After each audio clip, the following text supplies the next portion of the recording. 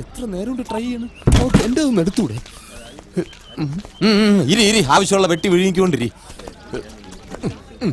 അതെ, സഞ്ജനയുടെ ഫോൺ ബെല്ലടിക്കുന്നുണ്ട്, പക്ഷെ എടുക്കുന്നില്ല. നമുക്ക് വേറെ ആരെങ്കിലും വെച്ച് ഷൂട്ടിംഗ് തുടങ്ങിയാലോ? എടോ, സഞ്ജന ഇല്ലാതെ ഒരു ഷോട്ടും പോലെ ഇല്ല ഈ സീനില്. അവള് വേണ്ട എന്നിട്ട് തുടങ്ങാം. ഒരു ഐഡിയ ഉണ്ട്. എന്ത്? സഞ്ജനയുടെ ഡൂപ്പ് നമുക്ക് ഇട്ടാലോ? നന്നായിരിക്കും. എന്റെ കയ്യിൽ ഒരു കുട്ടിയുണ്ട്. ആര്? കൂതറ തങ്കമ്മ. എന്ത്? എനിക്കോ വലിയ വിവരം ഉണ്ടോ തനിക്ക്? Absolutely right. ഞാൻ മണ്ടൻ തന്നെയല്ലേ? വിവരം ഉണ്ടെങ്കിൽ ഞാൻ ഈ പണിക്ക് വരുമോ? കാശ് മുടക്കണം, ഇംഗ്ലീഷ് ഇത്രയും കേൾക്കണം. വാ, ഇതെവിടെ കൊണ്ടുപോകണം? കൊടുക്കണ്ട കേട്ടാ. ആദ്യം സഞ്ജന വന്ന് ഷോട്ട് എടുത്തതിന് ശേഷം വല്ലതും കൊടുത്താൽ മതി കേട്ടാ. പോ. അന്നേ ഞാൻ പറഞ്ഞതാ നായികയായിട്ട് സഞ്ജന വേണ്ടാന്ന്. അതെങ്ങനെ? ഈ ഡയറക്ടർക്ക് ഷോട്ട് വരണമെങ്കിൽ സഞ്ജന തന്നെ അഭിനയിക്കണമല്ലോ. ഇക്കണക്കിന് പോയ ഈ പടത്തിന്റെ വ്യാജ സീഡി ഞാൻ തന്നെ ഇറക്കേണ്ടി വരുമെന്നാ തോന്നുന്നത്.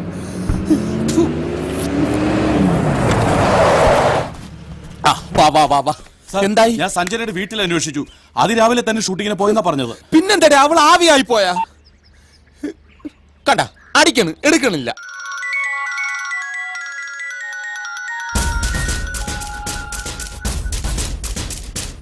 ഓക്കെ, അപ്പോ വിമൽ റോയെ അറിയില്ല എങ്കിൽ ഞാനൊരു പഴയ കഥ പറയാം. ഗോവയിലെ പ്രസിദ്ധനായ മോഡൽ ഫോട്ടോഗ്രാഫർ വിമൽ റോയ്, സുന്ദരിയായ മോഡൽ ലീലാമ. അവർ തമ്മിൽ പ്രണയത്തിലായിരുന്നു. തീവ്രമായ പ്രേമം. വിമലിന്റെ തികച്ചും ആത്മാർത്ഥമായ സ്നേഹമായിരുന്നുവെങ്കിലും ലീലയുടെ കണ്ണവന്റെ സമ്പത്തിലും അവൻ വഴി നേടാവുന്ന പ്രശസ്തിയിലും മാത്രമായിരുന്നു. അവളുടെ സ്വാർത്ഥത വിജയിച്ചു. പുതിയ പുതിയ ഓഫറുകളും കണക്ഷൻസും വന്നപ്പോൾ ലീല വിമലിനെ തഴയാൻ തീരുമാനിച്ചു. നിഷേധിക്കേണ്ട മാഡം, ഞാനെല്ലാം അന്വേഷിച്ചറിഞ്ഞു. മരിച്ചയാളുടെ ഫോട്ടോയുമായി നിങ്ങളുടെ ഷൂട്ടിംഗ് ലൊക്കേഷനിൽ ഞാൻ വന്നപ്പോൾ അയാൾ അറിയില്ലെന്ന് എന്റെ മുഖത്ത് നോക്കി നിങ്ങൾ പറയുമ്പോഴും നിങ്ങളുടെ കണ്ണുകൾ എന്നോട് പറയുന്നുണ്ടായിരുന്നു അയാളെ നിങ്ങൾക്കറിയാമെന്ന്. ഇല്ല ഇല്ല ഇല്ല, എനിക്ക് അയാളുമായി യാതൊരു ബന്ധവുമില്ല. എങ്കിൽ സഞ്ജന, ആ അമ്മയെ അറിയുമെന്ന് നോക്കിയേ.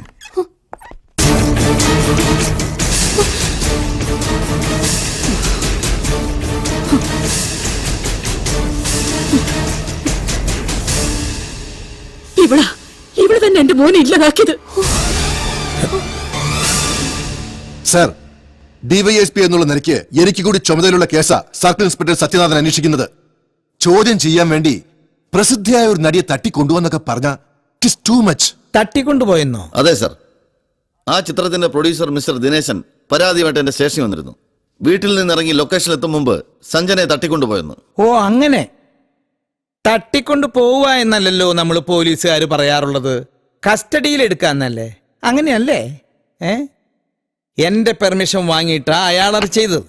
സഞ്ജനയ്ക്ക് കേസിൽ ഇൻവോൾവ്മെന്റ് ഉണ്ടാവാം എന്ന് അയാൾ എന്നെ ബോധ്യപ്പെടുത്തിയിരുന്നു. കൃത്യമായ ദിശയിലാണ് സത്യനാഥൻ അന്വേഷണം നടത്തുന്നതെന്ന് എനിക്ക് നല്ല വിശ്വാസമുണ്ട്. തലചിറ്റി വീണ സഞ്ജന ഫസ്റ്റ് എയ്ഡും കഴിഞ്ഞ് വീട്ടിൽ റെസ്റ്റ് എടുക്കുക. തന്നെയുമല്ല, സ്ട്രോങ് ആയ എവിഡൻസ് എന്തെങ്കിലും കിട്ടിയിട്ട് ആ കുട്ടിയെ ചോദ്യം ചെയ്യാവൂന്ന് ഞാൻ അയാൾക്ക് നിർദ്ദേശവും കൊടുത്തിട്ടുണ്ട്. വേറെ എന്തെങ്കിലും പറയാനുണ്ടോ? ഇല്ല സർ.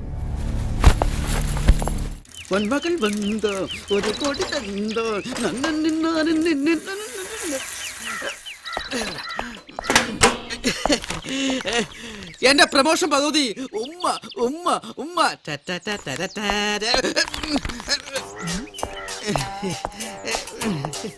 എന്താടാ നിന്റെ കയ്യില്? കയ്യിലോ? ഒന്നുമില്ല ഒന്നുമില്ല. പിന്നെന്താ നീ അടുത്ത് പറഞ്ഞേ? അതെ, പുതിയ വേഷമിടാനായിട്ട് CBI സേതുരാമയ്യനായിട്ട് ഞാൻ ട്രൈ ചെയ്ത് നോക്കിയിരുന്നു. എങ്ങനെയുണ്ട്? സെറ്റപ്പ് അല്ല മറ്റേ കറക്റ്റ് മമ്മൂട്ടിയല്ലേ? Okay, bye. എങ്ങനെയുണ്ട് സാർ എന്റെ കണ്ടുപിടുത്തം? നോക്ക്. ഇങ്ങനെ കണ്ടുപിടിക്കുന്ന പുസ്തകങ്ങൾ ഈ കോട്ടേഴ്സിനകത്ത് കയറ്റരുത് നിന്നോട് പലതവണ ഞാൻ പറഞ്ഞിട്ടില്ലേ? അയ്യ, അതല്ല സാർ, ഇതൊന്ന് നോക്കിയേ.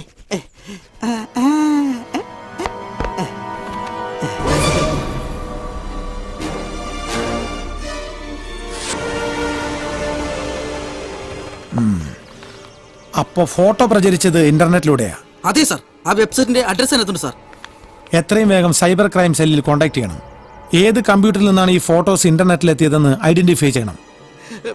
Okay sir. ഏത് വേഷത്തിൽ സൈബർ ക്രൈം സെല്ലിൽ പോണം? ഇങ്ങനെ പോയാലോ? ഞാനും കണ്ടു ബുക്ക്. എനിക്കെല്ലാം മനസ്സിലായി മോനെ. എന്ത് മനസ്സിലായിന്ന്? നിനക്ക് കല്യാണപ്രായമായി.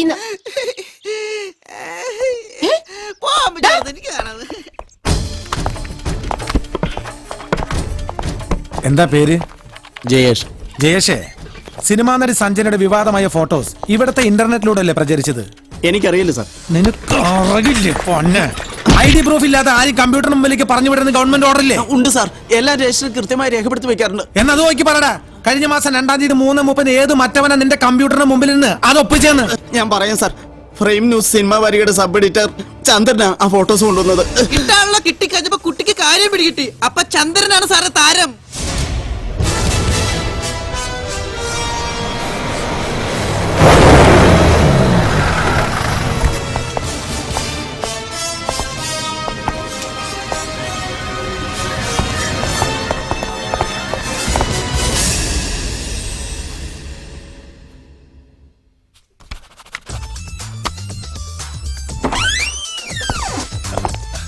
താനാണോ ഇതിന്റെ MD? MD മാത്രമല്ല, ഈ സ്ഥാപനത്തിന്റെ പത്രാധിപരും ഞാനാ. ഫ്രെയിം ന്യൂസ് ജനാർദ്ദൻ എന്ന് പറഞ്ഞാൽ ഈ സിനിമാ ഫീൽഡ് മുഴുവൻ അറിയും. ചന്ദ്രൻ ഒരു സബ് എഡിറ്റർ ഇവിടെ വർക്ക് ചെയ്യുന്നുണ്ടോ? ഉണ്ട് സാറേ. അയാളെ വിളി. ചന്ദ്ര, ഒന്നിങ്ങോട്ട് വന്നേ. എന്താ സാറേ കാര്യം? പറയാം.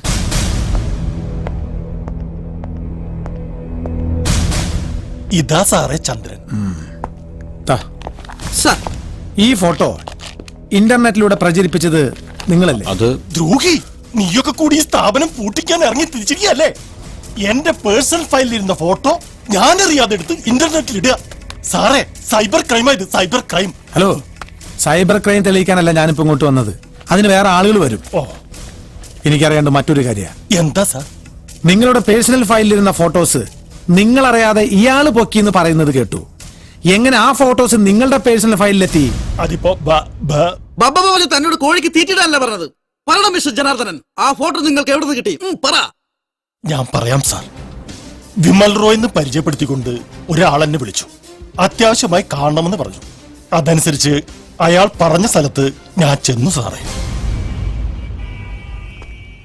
ജനാർദ്ദനൻ അല്ലേ? അതെ. എന്റെ കയ്യിൽ കുറച്ച് എക്സ്ക്ലൂസീവ് ഫോട്ടോസ് ഉണ്ട്. It's really explosive too. എന്ത് ഫോട്ടോകളാ ഉള്ളത്? മലയാള സിനിമയിലെ സൂപ്പർ നടി സഞ്ജനയുടെ ഹോട്ട് പിക്ചേഴ്സ്. നോ, ഞാൻ ഇത് വിശ്വസിക്കില്ല. ആ കുട്ടി അത്തരക്കാരിയല്ല. See this. It's a sample. ഇനിയുള്ള ചിത്രങ്ങൾ ഇതിലും മനോഹരങ്ങളാണ്. മൂവി ക്യാമറയ്ക്ക് മുമ്പിൽ അവൾ തുറന്നു കാട്ടാൻ മടിക്കുന്ന ശരീര സൗന്ദര്യം മുഴുവൻ പകർത്തിയെടുത്തിരിക്കുക. ഒക്കെ ഇതിലുണ്ട്. ഏയ് നോ നോ നോ, ഈ കവർ കുറച്ച് എക്സ്പെൻസീവ് ആണ്. ഇതിന് ഞാനിട്ടിരിക്കുന്ന വില 10 ലക്ഷം രൂപയാണ്. 10 ലക്ഷം രൂപയോ? Yes, 10 lakhs. അത് കിട്ടിയാൽ ആ നിമിഷം ഫോട്ടോസ്, നോ ബാർഗൈനിങ്. ഇതാണ് എന്റെ mobile number. You can call me at any time. അത്തരം ഫോട്ടോസ് ഫ്രെയിം ന്യൂസിന്റെ സ്റ്റാൻഡേർഡിന് ചേർന്നതല്ല. അതുകൊണ്ട് ഞാൻ അയാളെ വിളിച്ചതുമില്ല. ഒരു പത്രപ്രവർത്തനായ നിങ്ങൾ ഈ കാര്യം എന്തുകൊണ്ട് പോലീസിൽ അറിയിച്ചില്ല? ഇത്തരമൊരു കാര്യം പുറംലോകം അറിഞ്ഞാൽ സഞ്ജനയുടെ ഭാവി ഓർത്തിട്ടാ സാറേ. അന്ന് അയാൾ തന്ന ഫോൺ നമ്പർ കയ്യിലുണ്ടോ? എനിക്ക് ആവശ്യമില്ലാത്തതുകൊണ്ട് സൂക്ഷിച്ചു വെച്ചില്ല. ഓക്കെ, തൽക്കാലം ഞങ്ങൾ പോവാ. തിരിച്ചു വരും.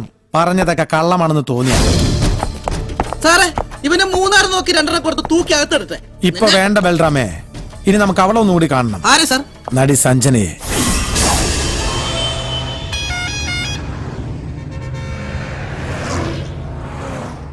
വിഷമിക്കാതെ. ഹൈദരാബാദിൽ 3 ദിവസം നിന്ന് കഴിയുമ്പോ മനസ്സൊക്കെ ഒന്ന് തണുക്കും. അതെ, അപ്പോഴേക്കും കാര്യങ്ങളൊക്കെ ശരിയാക്കാന്നല്ലേ ഗൗതം സാറ് പറഞ്ഞിരിക്കുന്നേ.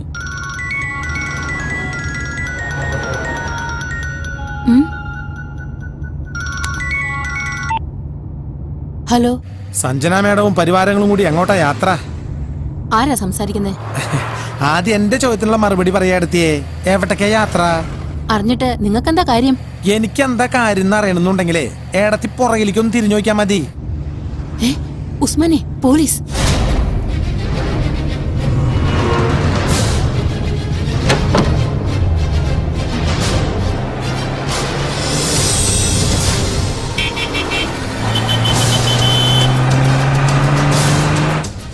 ഒന്ന് വേഗം പോടോ. അവരോട് പതുക്കെ പോകാൻ പറ. ഇത് പോലീസ് വണ്ടിയാണ്, എല്ലാം കഴിയുമ്പോൾ എത്തുള്ളൂ. നീ ഇങ്ങോട്ട് മാറിയിരുന്നേ. ഓ, എന്നാ പിടിച്ചോ. ആ.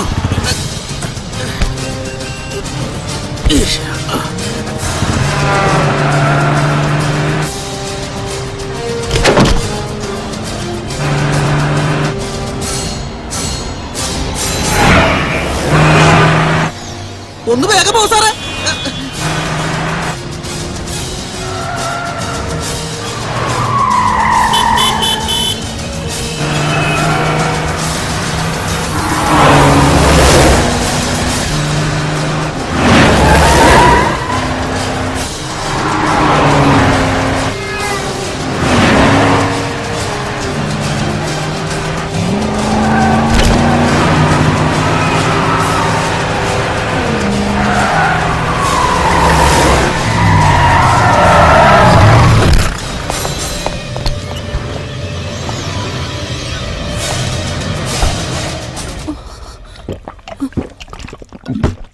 എനിക്കിന്നൊരു പുതിയ കഥയാണ് കേൾക്കേണ്ടത്.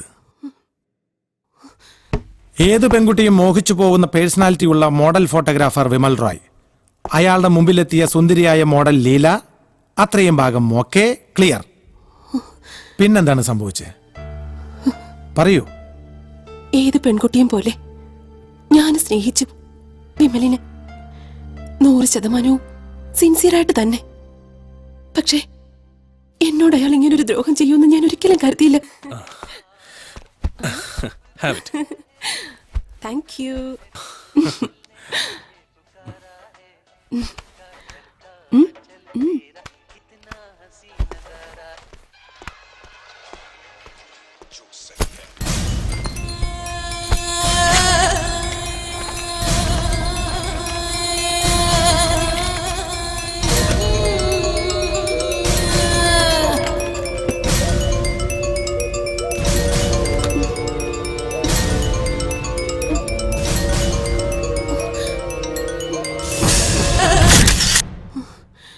എന്റെ വിശ്വാസങ്ങളെല്ലാം തെറ്റിക്കുന്ന അനുഭവമായിരുന്നു അത്.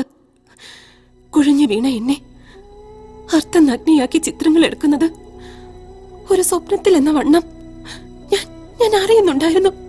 എന്തിനാ എന്നോട് ഇങ്ങനെയൊക്കെ അയാൾ ചെയ്തതെന്ന് എനിക്ക് അറിയണമായിരുന്നു. അത് ചോദിക്കാൻ ഞാൻ അയാളുടെ സ്റ്റുഡിയോയിലെത്തി. അന്നാണ് ഞാൻ അവന്റെ യഥാർത്ഥ മുഖം തിരിച്ചറിഞ്ഞത്. പറയടാ, എന്തിനാ നീ എന്നോട് ഇങ്ങനൊരു ചതി ചെയ്തത്? കൂൾ കൂൾ ലീല, നിനക്ക് ഇഷ്ടപ്പെട്ടില്ലെങ്കിൽ സോറി.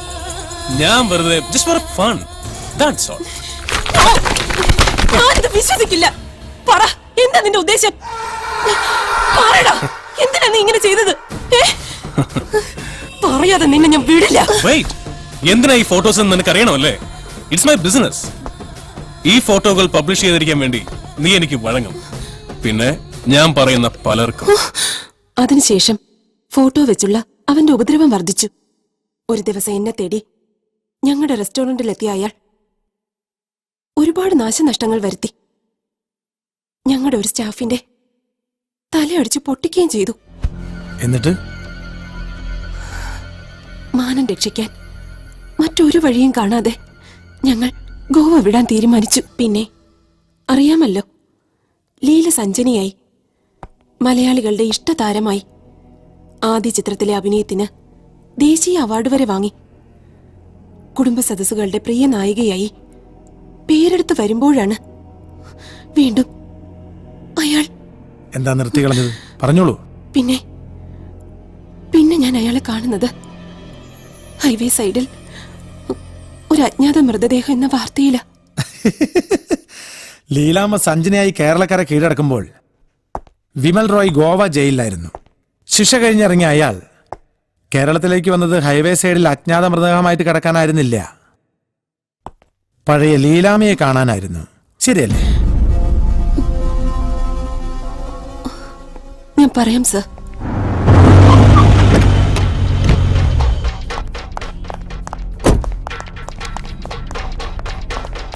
മേഡത്തിനൊരു വിസിറ്റർ വന്നിട്ടുണ്ട്.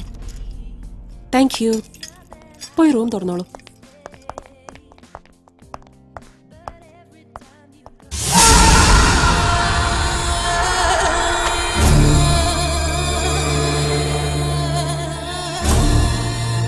ആ ഫോട്ടോസും കൊണ്ടായിരുന്നു അയാളുടെ വരവ്. 10 ലക്ഷം രൂപ കൊടുത്തില്ലെങ്കിൽ അവ പരസ്യപ്പെടുത്തുന്നായിരുന്നു അയാളുടെ ഭീഷണി.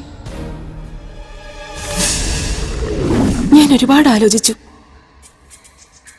അയാൾ ആവശ്യപ്പെട്ട പണം നൽകിയില്ലെങ്കിൽ ഇത്രയും നാൾ ഞാൻ കഷ്ടപ്പെട്ട് നേടിയെടുത്ത സൽപ്പേര് ഒരു നിമിഷം കൊണ്ട് ഇല്ലാതാവും. ഒടുവിൽ ഞാൻ 10 ലക്ഷം രൂപ കൊടുത്ത് വിമലിന്റെ പിടിയിന്ന് രക്ഷപ്പെടാൻ തീരുമാനിച്ചു. അയാൾ പറഞ്ഞ സ്ഥലത്ത് പറഞ്ഞ സമയത്ത് പണവുമായി ഞാൻ ചെന്നു.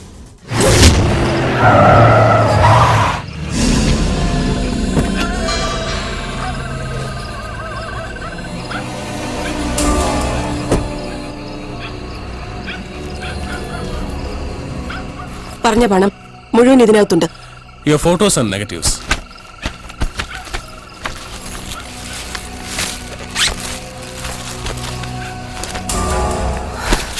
Good bye. നിങ്ങളുടെ നിഴൽ പോലും ഇനി എന്റെ ജീവിതത്തിലേക്ക് കടന്നു വരരുത്.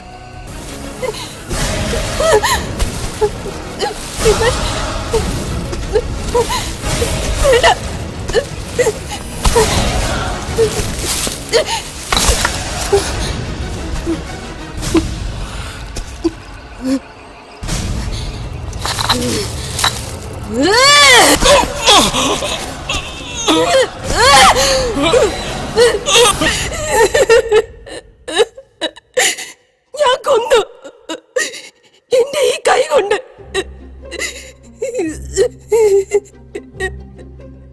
കൃത്യം ചെയ്ത് നിങ്ങൾ ഒറ്റയ്ക്കല്ല, നിങ്ങൾക്കൊരു സഹായി ഉണ്ടായിരുന്നു.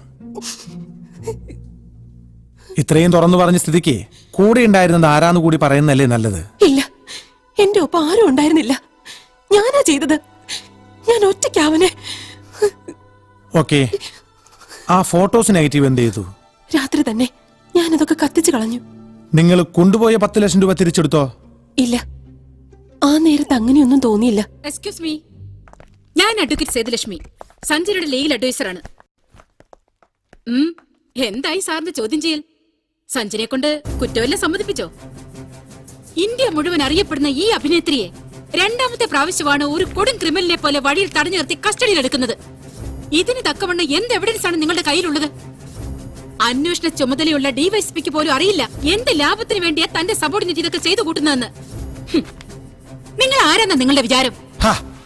ചൂടാവാതെ മേഡം, എന്താ പ്രശ്നം എന്ന് പറ. പറയാം. അതിനു മുമ്പ് നിങ്ങളുടെ മുഖത്ത് നോക്കി 4 വർത്തമാനം പറയണമെന്നുണ്ടായിരുന്നു.